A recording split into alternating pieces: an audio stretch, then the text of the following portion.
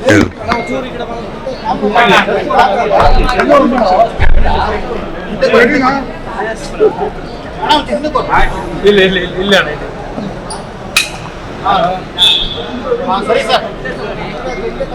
ಪ್ರಶ್ನೆ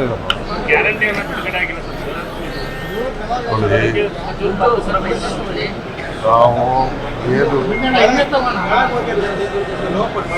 ಪ್ರಥಮ ನಮ್ಮ ಸರ್ಕಾರ ಬಂದ ಪ್ರಥಮ ಕ್ಯಾಬಿನೆಟ್ನಲ್ಲೇ 5 ಗ್ಯಾರಂಟಿಗಳನ್ನು ನಾವು ಜಾರಿ ತರ್ತೇವೆ ಅಂತ ಹೇಳಿದ್ದು ನಿಜ, ಮಾಡಿದ್ದು ನಿಜ.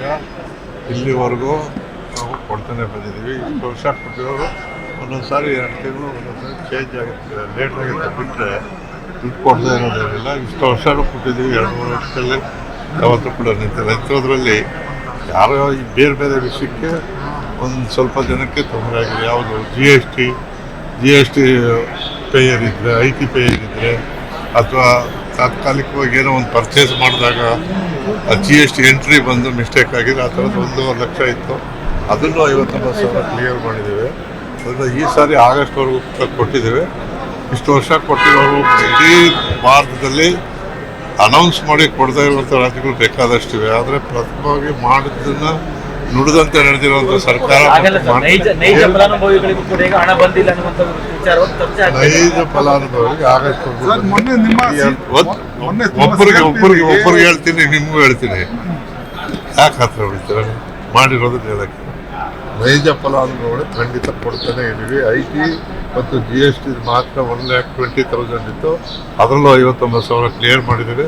ಅಲ್ಲಿ ಗ್ರಾಮೀಣದವ್ರಿಗೆ ಅರ್ಥವಾಗಿದೆ, ತಪ್ಪಾಗಿದೆ. ಅದಕ್ಕೆ ಮೊನ್ನೆ ಕೂಡ ಗೌರ್ಮೆಂಟ್ ಆರ್ಡರ್ ಮಾಡಿದ್ದೇವೆ, ಅದು ಕೂಡ ರಿಲೀಸ್ ಆಗುತ್ತೆ. ಆಗಸ್ಟ್ವರೆಗೂ ಕೊಟ್ಟಿದ್ದೇವೆ. ಈ ಸಾರಿ ಕೊಡ್ತೀವಿ. ಒಂದೊಂದು ಸಾರಿ ತಾಂತ್ರಿಕ ತೊಂದರೆಯಿಂದ 2 ತಿಂಗಳು 3 ತಿಂಗಳು ಲೇಟ್ ಆಗ್ಬೋದೇ ಹೊರತು ಇಷ್ಟು ವರ್ಷ ಕೊಡದೇ ಇರ್ತೀವ, ಕೊಟ್ಟೆ ಕೊಡ್ತೀವಿ. ಸರ್ ಪದೇ ಪದೇ ತಾಂತ್ರಿಕ ತೊಂದರೆ ಆಗುತ್ತೆ ಸರ್. ಆಗಸ್ಟ್ ತಿಂಗಳಿದೆ ಯಾವಾಗಲೂ ಆಗಿಲ್ಲ. ಇಲ್ಲಿವರೆಗೂ ಕೊಟ್ಟಾಗ ಏನು ತಾಂತ್ರಿಕ ಆಗಿತ್ತು? ಯಾರು GST ಬಂದಿರಲ್ಲ ಅವ್ರು ಮಾತಾಡ್ತಾರೆ. ನಿಮ್ಮ TV-ಗಳಲ್ಲಿ ಮಾತಾಡೋರು ಅವ್ರಿಗೆ ಪಾಪ ನಾನು ಅವ್ರನ್ನ ಇದು ಮಾಡ್ತೀನಿ ಅಂತಲ್ಲ, ಅವ್ರಿಗೆ ವಿಷಯ ಸರಿಯಾಗಿ ತಿಳುವಳಿಕೆ ಇರೋದು.